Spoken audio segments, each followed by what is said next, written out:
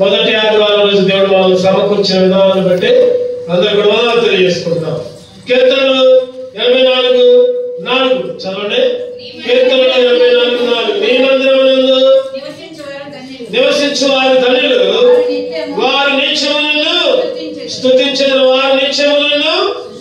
చెప్పండి, ఏముంది అక్కడ? నిత్యము. సంవత్సరాలు గడిచిపోయినా, రోజులు గడిచిపోయినా, లేకపోతే నెలలు గడిచిపోయినా, వయస్సు మీద పడుతున్నా, యవ్వనంలోనే కాదు, మధ్య వయసులోనే కాదు, వృద్ధాప్యంలో కూడా నిత్యము నిత్యము. చాలాసార్లు ఒకరోజు స్తుతించే వాళ్ళని చూస్తున్నాం, మనం పండుగలప్పుడు స్తుతించే వాళ్ళని చూస్తున్నాం, లేకపోతే 10 రోజులు, లేకపోతే 20 రోజులు, 30 రోజులు, 40 రోజులు. కానీ బైబిల్ ఉంది కదా, దేవుని మందిరంలో ఏం చేయాలంట? నివసించే వాళ్ళు ధన్యులు. ఆ మందిరంలో నివసించే వాళ్ళు ఏం చేస్తారంటే, చెప్పండి, నిత్యము నిత్యము చనిపోయేదాకా దేవుణ్ణి స్తుతిస్తా ఉంటారు.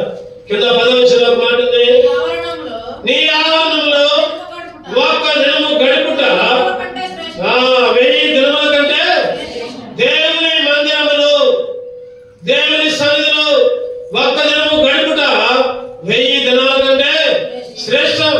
చెప్పండి, ఒక్క ఆదివారం గడిపితే 1000 రోజులు. మనం ఎన్ని ఆదివారాలు గడిపితే అన్ని వేరే, ఎన్ని ఆదివారాలు దేవుని సన్నిధిలో గడిపితే అన్ని వేల దినాలు నిత్యత్వంలో ఉంటాం, ఆయన సన్నిధిలో పరలోక రాజ్యంలో ఉంటాం. అందుకనే కింద ఒక మాట ఉంటుంది, దావీదు అంటున్నాడు, భక్తిహీనుల గుడారములో నివసించుట కంటే నా దేవుని మందిర ద్వారములతో ఉండుట నాకు ఇష్టం. భక్తిహీనుల గుడారములో ఎన్నోసార్లు మందిరానికి రాకపోతే ఎక్కడెక్కడో ఉంటాం, ఏదేదో మాట్లాడుతూ ఉంటాం, భక్తిహీనులతో సహవాసం చేస్తూ ఉంటాం, భక్తిహీనుల మధ్య సంచరిస్తూ ఉంటాం. దావీదు అంటున్నాడు, అయ్యా, ఆ భక్తిహీనుల దగ్గర ఉండడం కంటే నీ మందిరం మెట్ల మీద, దాంతో చెప్పండి, మందిర ద్వారం. మందిర ద్వారం అంటే ఆయన మందిరంలో ఉన్న మెట్ల మీద ఉండటే చాలు, ఉండటే చాలు. అది నాకు ఎంతో ఇష్టం. ఈరోజు మన జీవితంలో కూడా మన జీవిత కాలం అంతా నిత్యము దేవుని మందిరంలో, దేవుని మందిర ద్వారం వద్ద నివసించడం మనం ఇష్టంగా ఎంచుకోవాలి, మనం ఇష్టంగా ఎంచుకోవాలి. ఈరోజు మనం రకరకాల ఇష్టాలు ఉంటున్నాయి, రకరకాల ఇష్టాలు, ఏదేదో ఇష్టపడుతుంటున్నాం. అది నాకు ఇష్టం, నేను అట్లా చేస్తా ఉన్నాను. కొంతమంది అంటారు కదా, నాకు అదంటే ఇష్టం, దాన్ని నేను ఎక్కువగా తింటా అంటా ఉంటారు. ఇదిగో నాకు అది ఇష్టం చాలా, నేను దానికే వెళ్తా ఉంటారు. ఇవన్నీ కాదు, కానీ దేవుని మందిర ద్వారం వద్ద నివసించడం మనం ఇష్టంగా ఎంచుకోవాలి. అందుకనే భక్తులు అంటూ ఉంటాడు, నీ మందిరావరణములో ఒక్క దినము గడుపుట 1000 దినాల కంటే శ్రేష్టమైనది, 1000 దినాల కంటే శ్రేష్టమైనది. కానుకనైతిని నీ సన్నిధిలో, కానుకనైతిని నీ సన్నిధిలో. దేవుని సన్నిధిలో ఏం కావాలి చెప్పండి, మనం ఏం కావాలి? మనం చెప్పలేదని చెప్పాలి. కానుక కావాలి. మనమే ఒక కానుక. మనం వేసే డబ్బులు కాదు, 500 రూపాయలు, లేకపోతే 1000 రూపాయలు, లేకపోతే 2000, లేకపోతే 5000, లేకపోతే 10,000, లేకపోతే 10 రూపాయలు, 20 రూపాయలు, అది కాదు. సరే, అది మన ఇష్టం, మనకున్న దాన్ని బట్టి మనం వేస్తాం. దానికంటే ముఖ్యంగా మనల్ని మనమే ఏం చేయాలి చెప్పండి? కానుకగా దేవునికి సమర్పించుకోవాలి. మనమే కానుక సమర్పించుకోవాలి. భక్తిహీనులతో నివసించుట కంటేను నీ మందిరావరణంలో ఒక్క దినము గడుపుట. భక్తిహీనులతో నివసించడం కంటే, రక్షణ లేని వారితో, బాప్తిస్మం లేని వారితో, లేకపోతే దేవుడు అంటే ఇష్టం లేని వారితో నివసించడం కంటే ఆయన మందిరంలో నివసించడం ఎంతో ఇష్టంగా ఉంచుకోవాలి. అందుకనే దావీదు అన్నాడు, నీ మందిరంలో నివసించేవారు ధన్యులు. నువ్వు ధన్యుడువా? చెప్పండి, ధన్యుడువా లేకపోతే దరిద్రులు? చెప్పాలి. ధన్యులుగా ఉండాలంటే దేవుని మందిరంలో నిత్యం ఆయన స్తుతించాలి. దరిద్రులుగా ఉండాలంటే దేవుని మందిరానికి రాకపోయినా పర్వాలా. ఈరోజు ధన్యులుగా దేవుని ఆరాధించుకుందాం. నిత్యము అనే అనుభవంలో రెండు చూద్దాం. నిత్యము అనే అనుభవంలో దేవుని ఆరాధించుకుందాం.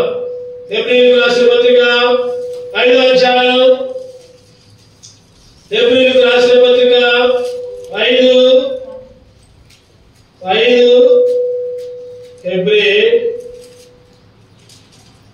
5 ఎన్నో వచ్చినామంటే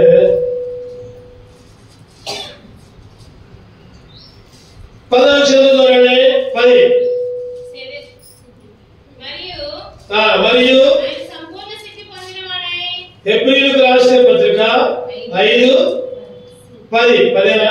తనకు విధేయులైన వారికందరికీ నిత్య రక్షణకు పరిధినైన. అది మనకు కావాల్సింది. తనకు విధేయులైన వారందరికీ. ఓకే. మరియు ఆయన సంపూర్ణ సిద్ధి పొందినవాడని మెల్కీసెదెకు క్రమంలో చేరిన ప్రధాన యాజకుడని దేవుని చేత పిలువబడి తనకు విధేయులైన వారికందరికీ నిత్య రక్షణకు కారకుడు ఆయన. దేవుని స్థలంలో నిత్యము ఆరాధించాలంటే దేవుడు మనకి ఏమిచ్చాడంటే నిత్య రక్షణ. ఎవరికి నిత్య రక్షణ?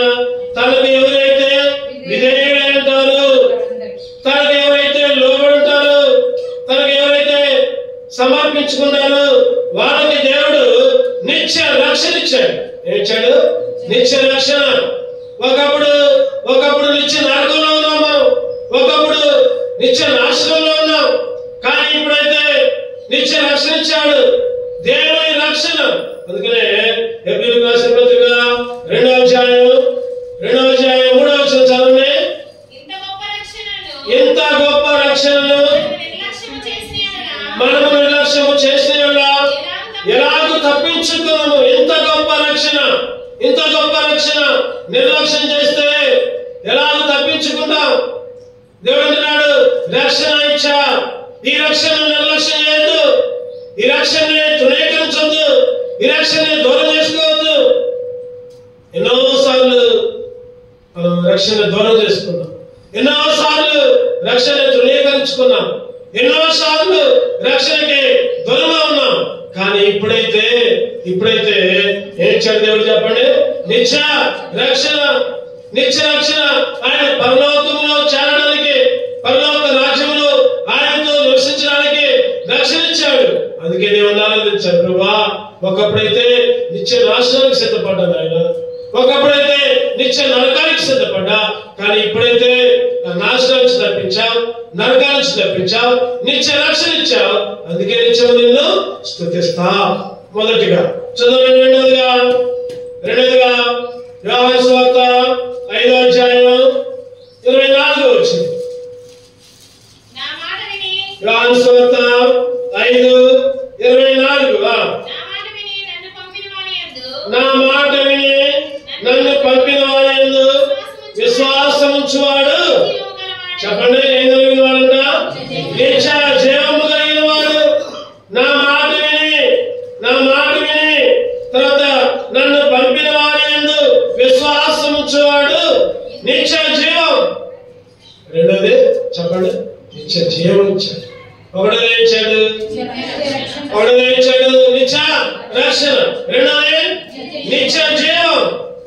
ఆయన మాట విని ఎవరైతే ఆయన అంగీకరిస్తారో, ఎవరైతే ఆయన నమ్ముకుంటారో, ఎవరైతే యేసుక్రీస్తు నమ్ముకుంటారో వాళ్ళకే నిత్య జీవం. యేసుక్రీస్తుని తప్ప ఈ లోకంలో ఇంకా దేని మీద నమ్మకం ఉంచినా, నువ్వు ఎవరిని నమ్ముకున్నా నీకు నిత్య నరకం. గుర్తుపెట్టుకోవాలి ఈ మాట. యేసుక్రీస్తుని తప్ప ఇంకా ఎవరిని నమ్ముకున్నా నీకు నరకమే. బైబిల్ చెప్తుంది, యేసుక్రీస్తు నమ్ముకుంటే నిత్య జీవం. ఎప్పుడైతే యేసుక్రీస్తు నమ్ముకుంటావో ఆయన శరీరం ఇంకా ఆయన రక్తం. యోహాను సువార్త 6వ అధ్యాయం 54. యోహాను సువార్త 6:54. నా రక్తము త్రాగువాడే నిత్య జీవము కలిగిన వాడు. అంచెదను నేను వాడిని లేపుదును, అంచెదను నేను వాడిని లేపుదును. ఆయన రక్తం, ఆయన శరీరం ఎవరైతే పాలుపంపులు కలిగి ఉంటారో, ఎవరైతే బలంలో చేయవేస్తారో వాళ్ళకి మాత్రమే నిత్య జీవం. అందుకనే ఆదికాండం 17వ అధ్యాయం, ఆదికాండం 17:8 చదవండి. ఆదికాండం 17:8 నీకును నీ తరువాత నీ సంతతికి నీవు పరదేశమైన దేశము అనగా కానాను దేశమంతటిని నిత్య స్వాస్థ్యముగా ఇచ్చి వారికి దేవుడైన అతనితో చెప్పాను. ఏం చెప్పండి? నిత్య స్వాస్థ్యం, నిత్య జీవం అంటే, నిత్య జీవం అంటే ఏంటో తెలుసా? ఆయన స్వాస్థ్యం, ఆ పరలోక రాజ్యం, పరమ కాలాలు. ఒకప్పుడు నిత్య స్వాస్థ్యం లేదు. మన స్వాస్థ్యాలన్నీ కూలిపోయాయి. ఈ లోకంలో ఎన్ని బిల్డింగ్లు కట్టుకున్నా, లేకపోతే ఎన్ని అంతస్తులున్నా, లేకపోతే ఎంత ఆస్తున్నా, అదంతా నాశనం అయిపోయాయి. ఒక్కసారి భూకంపం వస్తే చాలు, లేకపోతే ఒక్కసారి అగ్ని మండితే చాలు, అదంతా నాశనం అయిపోయింది. ఈ లోకంలో అంతా నాశనం అయిపోయాయి. ఎన్ని కోట్లు సంపాదించుకున్నా అవన్నీ నాశనం అయిపోయాయి, నిత్యమున్నాయి కావు. ఒక ఆయన కోటీశ్వరుడు అంట. కోటీశ్వరుడు ఇక నేను కోటీశ్వరుడు కదా, నాకేం కాదని కూర్చొని తింటా ఉన్నాడంట. కూర్చొని పిల్లలు మనవలు అందరూ ఇక ఏం పని లేదు. రోజు పొద్దున లేవడం, తింటాం, పడుకోవడం, తింటాం, పడుకోవడం. చెప్పండి, ఒక సామెత, నేడుగా సామెత, కూర్చొని తింటే కొండలైనా కలుగుతాయి. కూర్చొని తింటే కొండలైనా కలుగుతాయి. కొన్ని సంవత్సరాలు అయిపోయింది, మొత్తం అయిపోయింది. ఒకప్పుడు కూర్చొని తిన్నారు, ఇప్పుడేమో తింటానికి లేదు. వాళ్ళందరికీ బద్ధకం, పనికి పోవడానికి బద్ధకం. చివరికి అడుక్కునే స్థితి వచ్చింది. చాలా మంది అనుకుంటారు కదా, నాకు డబ్బులు ఉంటే చాలే, నాకు అది ఉంటే చాలే, పొలాలు ఉంటే, లేదా నాకు మేడలు మిత్రులు ఉంటే చాలే. ఏదో ఒక రోజు అవన్నీ కూడా అయిపోతాయి. అవన్నీ గడిచిపోతాయి ఏదో ఒక రోజు. కానీ దేవుడు అన్నాడు, నిత్య శ్వాసాన్ని ఇస్తా అన్నాడు. నిత్య శ్వాస, అదే నిత్య జీవం. అదేంటంటే నిత్య జీవం.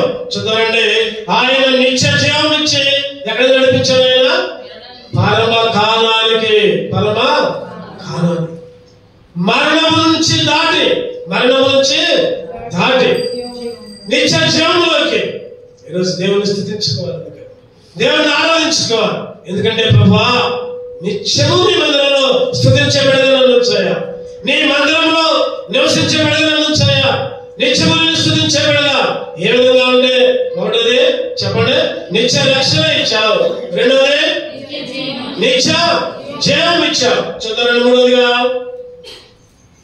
ఆదికాండం 9:16. ఆదికాండం 9:16 చదవండి. ఆ మనస్సు మేఘములో ఉండును, నేను దాన్ని చూచి దేవునికి భూమి మీద ఉన్న సమస్త శరీరంలో ప్రాణము గల ప్రతి దానికి మధ్య నిత్య నిబంధన. మూడోదిగా ఏంటంటే నిత్య నిబంధన. ఈరోజు దేవుడు మనకి ఇచ్చిన ఆశీర్వాదాలు ఏంటంటే నిత్య రక్షణ మాత్రమే కాదు, ఇంకోటి ఏంటంటే నిత్య నిబంధన. ఈరోజు నిబంధన ఇచ్చాడు. ఏంటంటే ఒకప్పుడు ఆ రోజుల్లో భూమి మీద నీతిమంతులు ఎవరూ లేరు, అందరూ కూడా పాపలే, అందరూ కూడా దుర్మార్గులే. దేవుడు వారి పాపానికి బహు బాధపడి జల ప్రళయం ద్వారా అందరినీ కూడా నాశనం చేశాడు. ఒక్క కుటుంబాన్ని మాత్రమే రక్షించాడు. ఎవరా కుటుంబం? నోవాహు కుటుంబం. ఆ నోవాహు అంటున్నాడు కదా, అయ్యో ఇంతమందిని నేను ఇబ్బంది పెట్టాను, ఇంతమందిని నాశనం చేశానే, ఇగో ఈ సమయంలో నీతో ఒక నిబంధన చేస్తున్నా. ఏంటంటే ఆ నిబంధన ఇంకెప్పుడు కూడా నేను నాశనం చేయను, ఇంకెప్పుడు కూడా జనప్రలయం రాలేను, ఇంకెప్పుడు కూడా ఈ విధంగా శాపానికి గురి చేయని లోకానికి. అందుకని అంటున్నాడు నిత్య నిబంధన, నిత్య నిబంధన. యెషయా గ్రంథం 38:17. యెషయా గ్రంథం 38:17 చదవండి.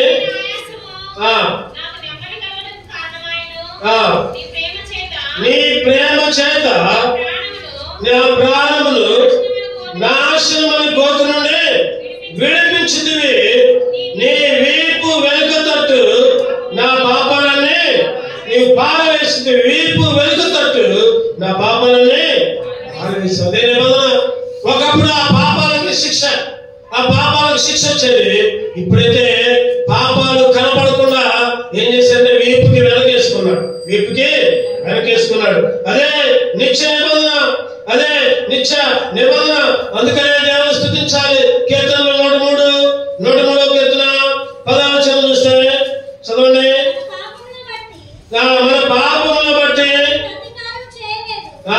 ప్రతీకారం చేయలేదు, మన పాపం బట్టి మనకు ప్రతీకారం చేయలేదు, మన దోషములు బట్టి ఆయన మనకి ప్రతిఫలం ఇయ్యాల.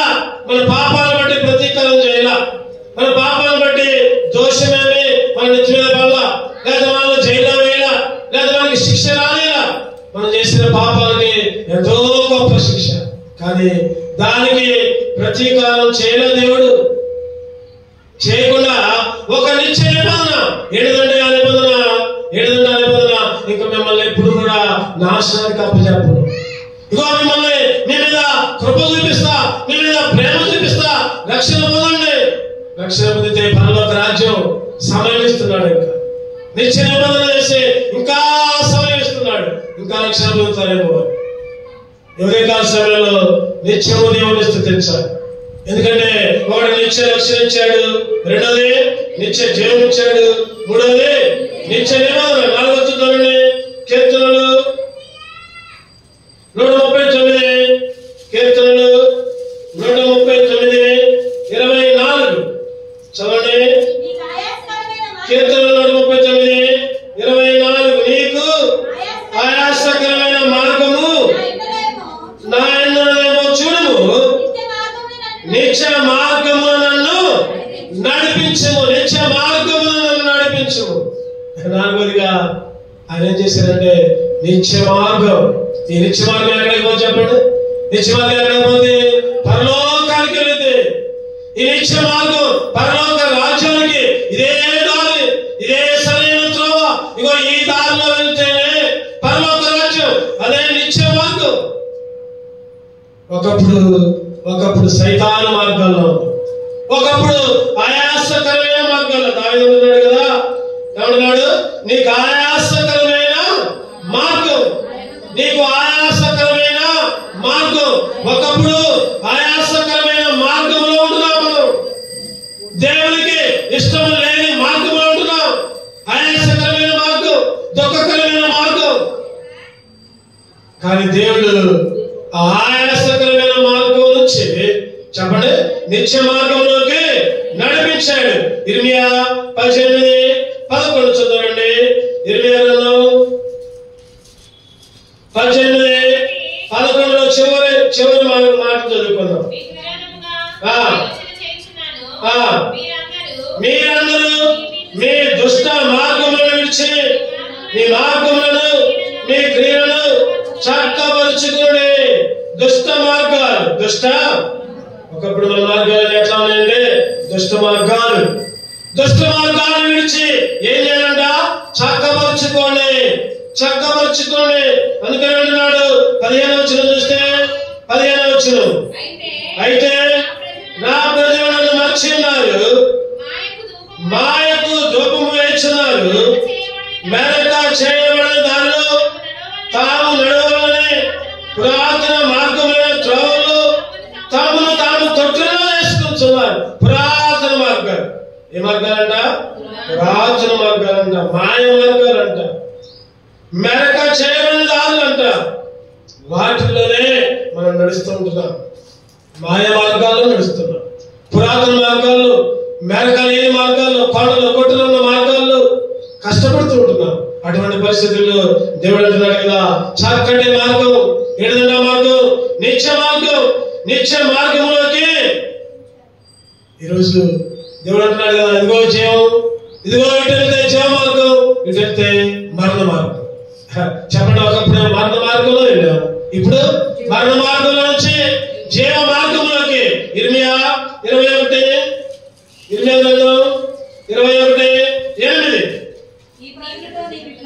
ఈ ప్రజలతో నీ విత్తనము యెహోవా సెలవిచ్చిన ఏమనగా, జీవ మార్గమును మరణ మార్గమును నేను మీ ఎదుట పెట్టుచున్నాను. చెప్పండి, ఏ మార్గాలు ఉన్నాయి మన ఎదుట? జీవ మార్గం ఉంది, మరణ మార్గం ఉంది. ఒకప్పుడైతే మరణ మార్గంలో ఉన్నాం, కానీ దేవుని కృప వలన, దేవుని ప్రేమ వలన ఆయన ఈ లోకంలోకి వచ్చి తను తాను తగ్గించుకొని మానవ శరీరం ధరించుకొని రీతుడిగా ఎంచుకొని పరలోకాన్ని విడిచి ఈ లోకానికి వచ్చి నీ కొరకు నా కొరకు తన విలువైన రక్తాన్ని కాల్చి తను తానే శిలువలో బలి అయి తను తానే అప్పగించుకొని నీకు నాకు జీవ మార్గాన్ని ఇచ్చాడు, నిత్య మార్గాన్ని ఇచ్చాడు. అందుకే దేవుణ్ణి స్తుతించాలి, అందుకే దేవుణ్ణి ఆరాధించాలి. చదవండి 5వదిగా ఇంకా ఏం మార్గం అంటే, యెషయా గ్రంథం 51:11. యెషయా గ్రంథం 51:11. యెహోవా విమోచించిన వారు సంగీత నాదముతో సియోనుకు తిరిగి వచ్చెదరు. నిత్య సంతోషము వారి తల మీద ఉండును. వారి సంతోషానందము గలవారు దుఃఖము నిట్టూర్పు తొలగిపోను. దుఃఖము నిట్టూర్పు చెప్పండి ఏమైందంట? తొలగిపోయి ఏమొచ్చిందంట? నిత్య సంతోషం. ఈరోజు మన అంశం ఏంటంటే, నిత్యము దేవుణ్ణి స్తుతించాలి, నిత్యము ఆయన మందిరంలో చేరి ధన్యులముగా ఆయన మందిరాలలో నివసించుకుంటూ భక్తితో గడపడం కంటే ఆయన ద్వారాల దగ్గర, ఆయన మందిర మెట్ల దగ్గర, ఆయన మందిరంలో ధన్యులుగా నివసించి నిత్యము కూడా ఆరాధించే వాళ్ళుగా ఉండాలి. మరి అట్లా ఆరాధించాలంటే దేవుడు మనకి ఏమేమి అనుగ్రహించాడు? ఒకటోది నిత్య రక్షణ, ఒకటోది నిత్య, రెండోది నిత్య జీవం, మూడోది నిత్య నిబంధన, నాలుగోది నిత్య మార్గం, ఐదోది నిత్య సంతోషం. ఏంటి చెప్పండి? నిత్య సంతోషం. ఎల్లప్పుడూ ఆనందమే, ఎల్లప్పుడూ సంతోషమే. ఆయన సన్నిధిలో దుఃఖము నిట్టూర్పు. చెప్పండి, ఎన్ని సమస్యలు ఉన్నాయి మనకి, ఎన్ని బాధలు ఉన్నాయి, ఎన్ని అనారోగ్య పరిస్థితులు, శరీరంలో ఎన్ని బలహీనతలు, అయినా కానీ దేవుని మందిరంలో చేరి సంతోషంగా ఆనందంగా దేవుని ఆరాధించుకుంటున్న కారణం ఏంటంటే ఆయన నిత్య సంతోషాన్ని ఇచ్చాడు. ఈ బాధలన్నీ, ఈ సమస్యలన్నీ ఎప్పుడు దాకా 70 సంవత్సరాలు ఉంటాయో, 70 ఉంటాయో. ఈ మధ్య శాస్త్రజ్ఞులు లెక్క కట్టారు, అదివరకంట మనిషి సగటు వయసు 80 సంవత్సరాలు అంట. ఈ మధ్య లెక్క కట్టారంట. ఇప్పుడు తినే తిండి, ఇప్పుడు మందులు అయిన ఆకుకూరలు కానీ లేకపోతే పంటలు కానీ అవన్నీ తినడం వల్లంట ఆయుష్ తగ్గుతుందంట.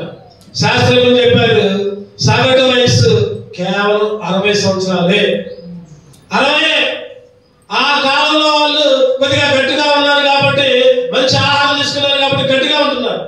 ప్రజెంట్ గా ఇప్పుడు పరిస్థితులు, ఇప్పుడు యవనస్తులు 60 సంవత్సరాల కంటే ఎక్కువ బ్రతికే ఛాన్స్ లేదని శాస్త్రజ్ఞులు చెబుతున్నారు. ఈరోజు ఈ బాధ, ఈ సమస్య, అనారోగ్య పరిస్థితులు, చాలా మంది శరీరంలో బలహీనతలు, గుండె నొప్పులని, లేకపోతే మూత్రపిండాల సమస్యని, లేకపోతే పేగులు కానీ, రకరకాల జబ్బులు, రకరకాల రోగాలు, లేకపోతే రకరకాల కుటుంబాల సమస్యలు, ఇవన్నీ ఎప్పుడు దాకుండా చెప్పండి? 60 లేకపోతే 70. కానీ ఆయన పరలోక రాజ్యములు, ఆ పరలోక రాజ్యములు నిత్య సంతోషం, దుఃఖమును, ఏడ్పును, ఆకలను. ఈ లోకంలో సేపే ఆకలి పొద్దునేదంటో మళ్ళీ మధ్యాహ్నం ఆవురు అంటమే. కానీ ఫంక్షన్ పోతే చాలు, ఎప్పుడు పెడతారా తింటమే, పొద్దున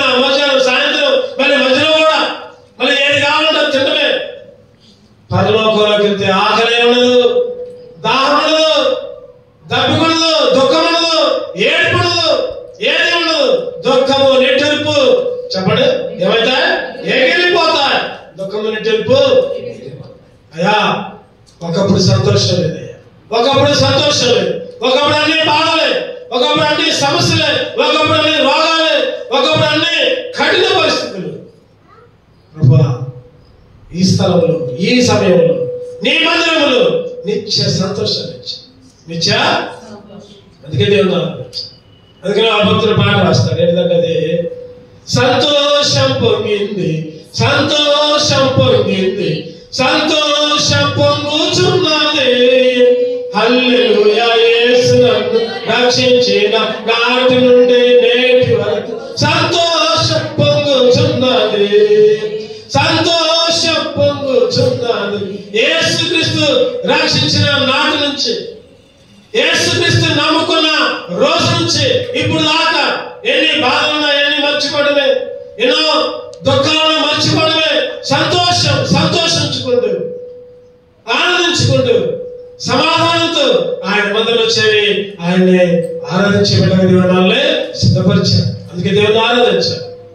ఈ మధ్యాహ్న సమయంలో ఉదయకాల సమయంలో దేవుడు ఏం ఇచ్చాడు చెప్పండి? ఉండని నిత్య రక్షణ ఇచ్చాడు. ఒకప్పుడు నిత్య నాశనం, నిత్య నరకం, ఇప్పుడు నిత్య రక్షణ ఇచ్చాడు. పరలోక రాజ్యానికి చేరుకున్నాడు. రెండోది నిత్య జీవం. ఒకప్పుడు ఈ లోకంలో ఉన్నాం, ఒకప్పుడు లోక ఆశతో ఉన్నాం, కానీ ఇప్పుడు నిత్యము జీవం. ఒకప్పుడు ఈ లోకంలో ఇల్లు కట్టుకున్నాం, ఈ లోకంలోనే ఉంటున్నాం, కానీ ఇప్పుడైతే నిత్య శ్వాసం ఇచ్చాడు. మూడోది నిత్య నిబంధన, నూతన నిబంధన, నిత్య నిబంధన. మన పాపాలను దేవుడు గుర్తు చేసుకోవట్లేదు, మన పాపాలను దేవుడు గుర్తు చేసుకోవట్లేదు. అందుకనే నిత్య నిబంధన. నాలుగోది చెప్పండి, నాలుగోది నిత్య మార్గం. ఒకప్పుడు మరణ మార్గాలు, ఒకప్పుడు మెరకైన ప్రాంతాలు, ఒకప్పుడు పురాతన మార్గాలు, కానీ ఇప్పుడైతే చెప్పండి నిత్య మార్గంలోకి నడిపించాడు. చెప్పండి ఇంకా ఐదోదిగా ఒకప్పుడు దుఃఖం, ఒకప్పుడు కన్నీరు, ఒకప్పుడు బాధలు, ఇప్పుడైతే నిత్య సంతోషం. ప్రభువా, అందుకే నేను ఆరాధిస్తున్నా. అటువంటి ఆరాధన చేసే బిడ్డలు దేవుడు మనల్ని సిద్ధపరచును గాక. ఆమేన్. 2 ఒక పాట పాడుకుందాం.